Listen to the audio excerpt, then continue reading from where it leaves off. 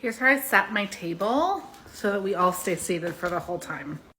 It's been a bit of a day, so we are having takeout. It's here. We're just gonna eat at the kitchen bar because, as you can see, one of my kids' happy birthday banner is still up. So before you sit down, make sure you get everything to the table. So I like these little plates. I've got 5 of them. There's 5 of us.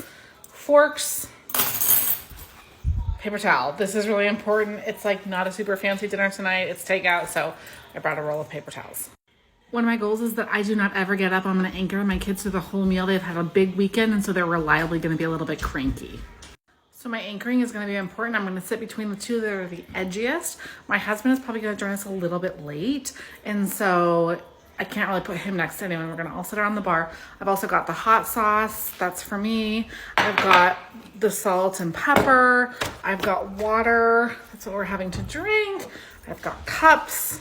Oh, serving spoons. So really make sure you get everything on the table. You don't want to be up and down throughout the meal, especially if you have a child who struggles to stay seated. Okay, so during the meal, I'm going to stay seated the whole time. My kids are going to stay seated. I'm going to set my expectations rather low because it's been quite a weekend. And so maybe like about 7 to 8 minutes seated and I'm happy. Now here are the rules. We stay seated.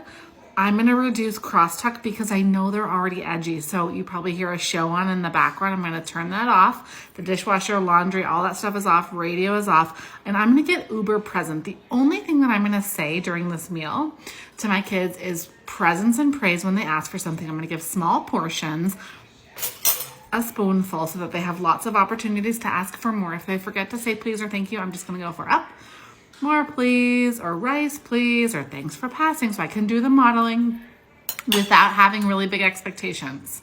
Now, this part's really important. I'm not gonna say a thing about what they eat. Now, I know I've gotten some stuff, butter chicken, naan, and rice, that they absolutely love. So that's a food I can reliably know that everybody's gonna eat some of. But even if they ate nothing, I would still say nothing.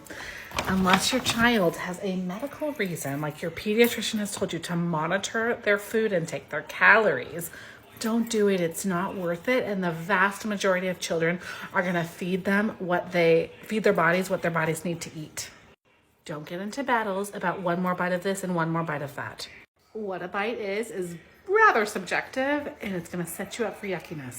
If it's a dessert night, it's a dessert night for everybody involved.